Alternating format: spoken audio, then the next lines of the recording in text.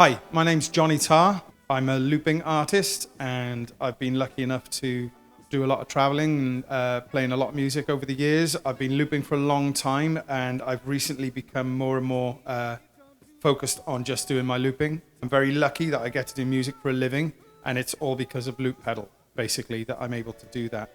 So I'm hoping that through me showing you in my tutorial videos how I make a living with my formula of playing, that you'll be able to go off and either play for friends and family, make a living, or even record and write your own songs. If we look down here, you'll see a few different pedals on my pedal board. This is quite a refined distillation of lots of different things I've used over the years. I've been looping for a good 15, nearly 20 years.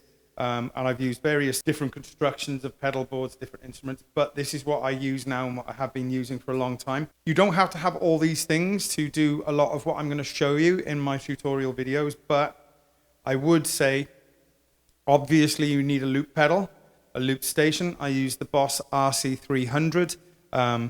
It's really good. It's quite technical. So if you're a beginner, you might find it quite hard, but the pedal they made before, the Boss RC300, is a little bit more simple and does nearly the same things. I'd very much recommend that one.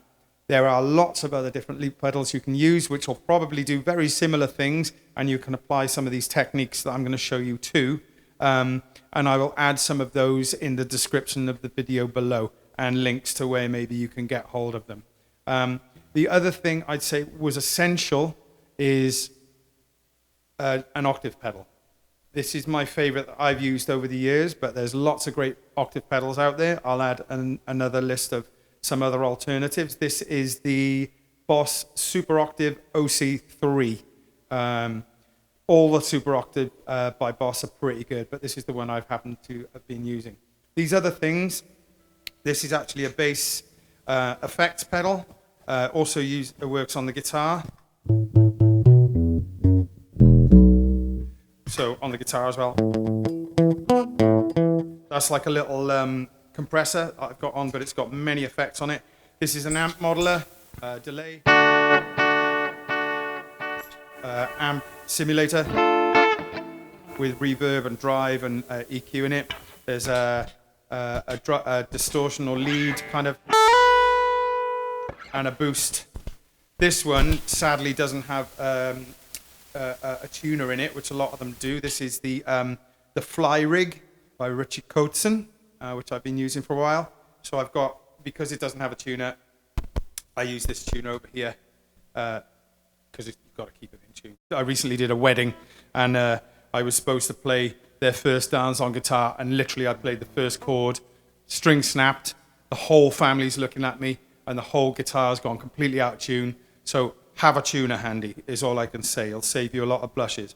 All right, this last thing that I use, this black pedal here, the VOCALIST Live 3, it was, I believe, originally made by DIGITECH, but this one I think is like a Chinese copy. I've gone through a couple of these pedals, so I got this one about $200, $250, I think. But this is very important to making these sound as round and as full as possible, because what I'll often use this for is to add harmonies for choruses.